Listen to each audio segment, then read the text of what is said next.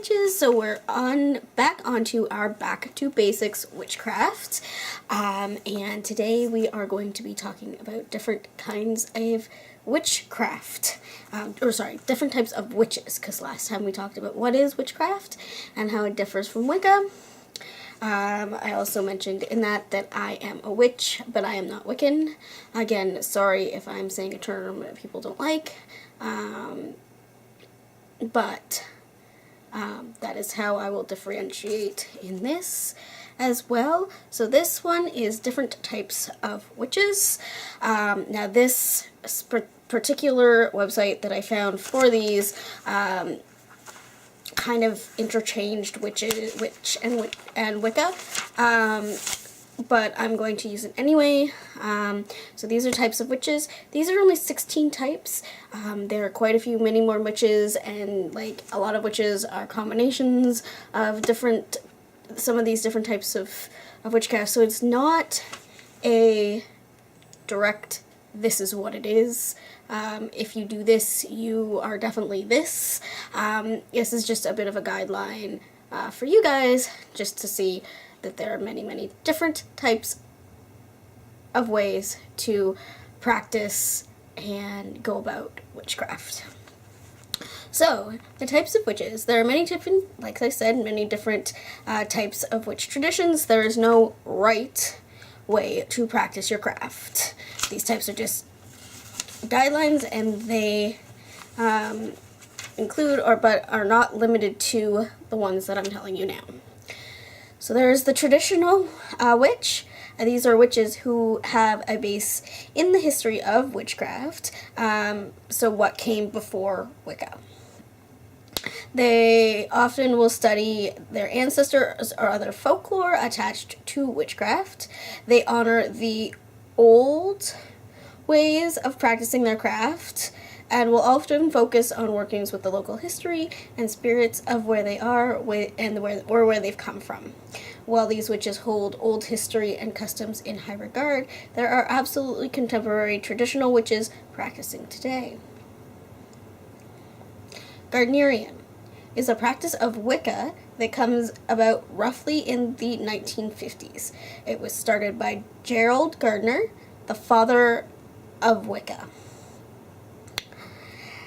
They have strong ties to nature, challenge societal norms, and have many rituals that are the foundation of their practice.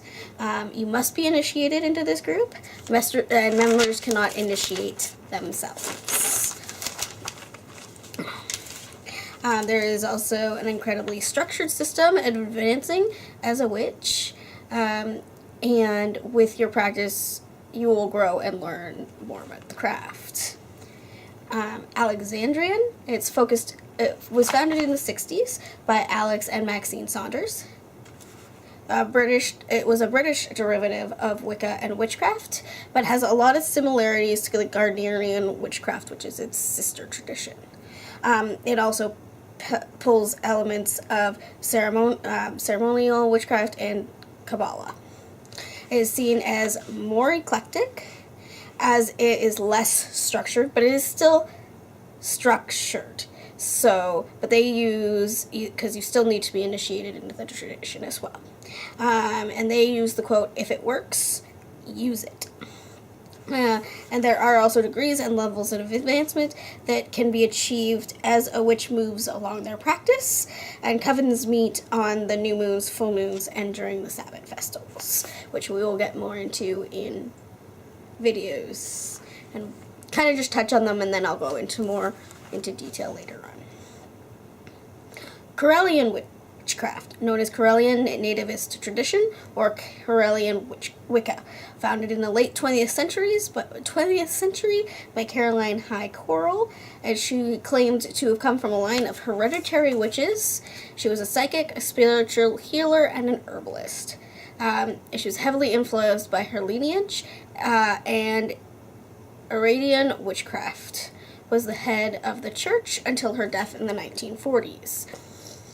It was not considered Wicca until the 1990s, and it was seen more as eclecticism and universalism, and is one of the most widespread practices still in existence today. Now, I don't know if that's completely correct. Like I said, I got this information obviously online, and some of these could be differentiate and things like that. So this is just, you know, a starting point. If you are looking for more information, I encourage you to go and research yourself and get your own answers for this, and just don't use one area to be your definitive, this is what it is. So Sea Witch has strong ties to water and the ocean, and often uses that element in her practice. They will use sand, shells, driftwood, or other elements that come from the sea. They feel connected to water and ancient folklore involving sirens and things like that. A kitchen witch is also known as a hearth witch or a home witch at times. It varies on, you know, where, who, that sort of thing. They create most of their magic in the home or in the kitchen. They have a very home-based or often incredibly nurturing aura about them, and they love to make their home a truly special and sacred place. They love to cook and brew and use herbs, sometimes gathered from their own personal gardens, and they also combine their own personal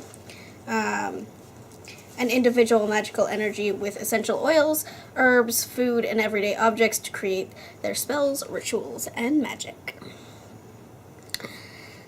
Next we have our hedge witches. They practice what is known as hedge jumping, which is venturing out of this world and into the other world.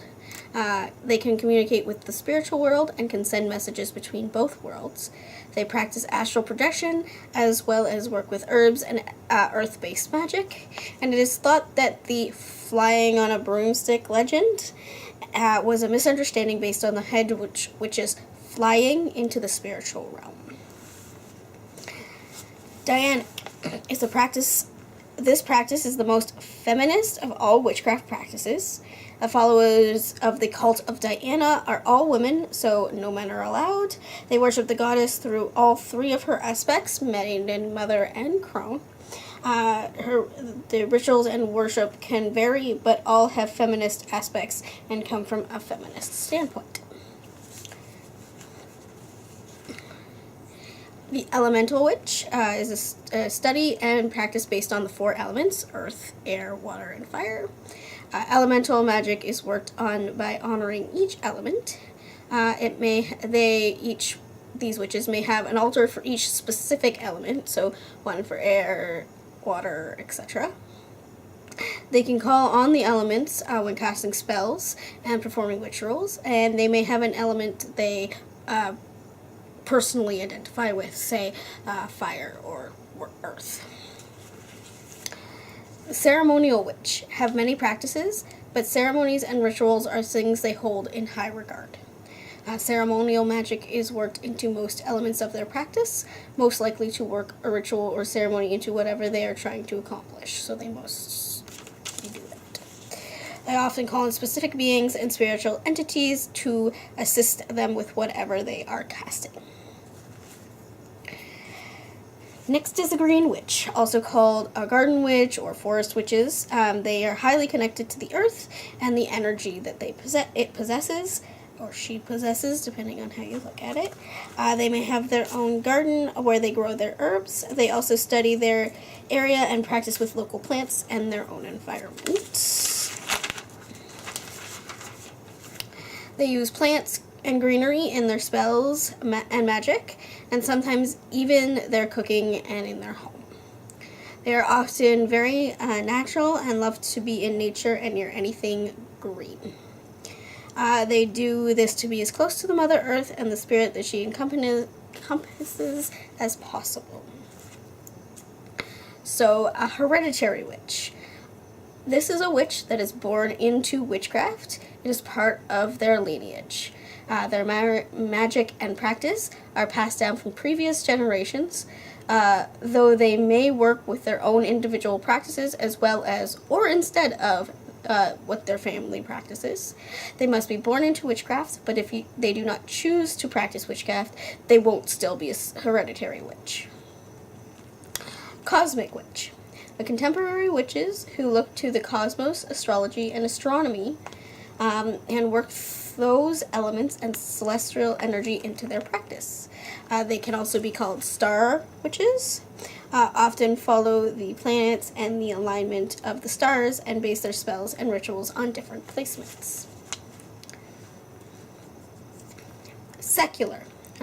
They still cast spells and use crystals, herbs, oils, and candles, but they don't attach spiritually to their practice. They don't worship a deity or higher being, so the practice is entirely non-religious. They don't believe in the power behind energy or that there is energy in their work.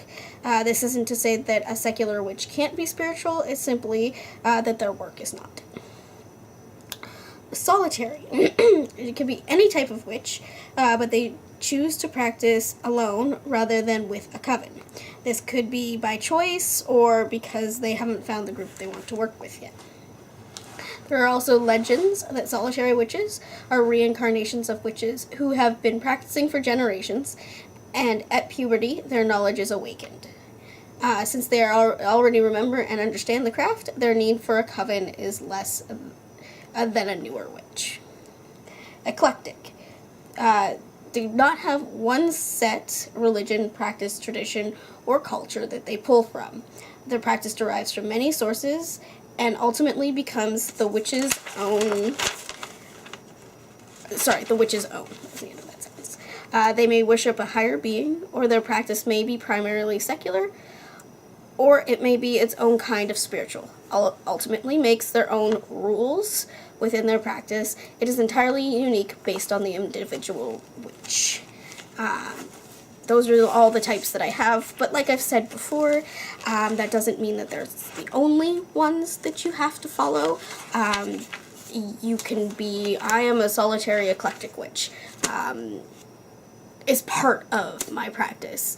And so I pull things from a lot of different places. So my one way I do say a spell one way, I do the same type of spell totally different, at a different time. There's no set rules for me, or I make my own. If green reminds me of the sea, and blue reminds me of the sky, I'm going to use those that way. But again, that's specific to me. That's what I pull from, and everybody is different. There is no person is the same, no spiritual path is going to be the same. It is all up to you. Anyway, that's all I have for you today. Blessed be, and keep crafting, witches.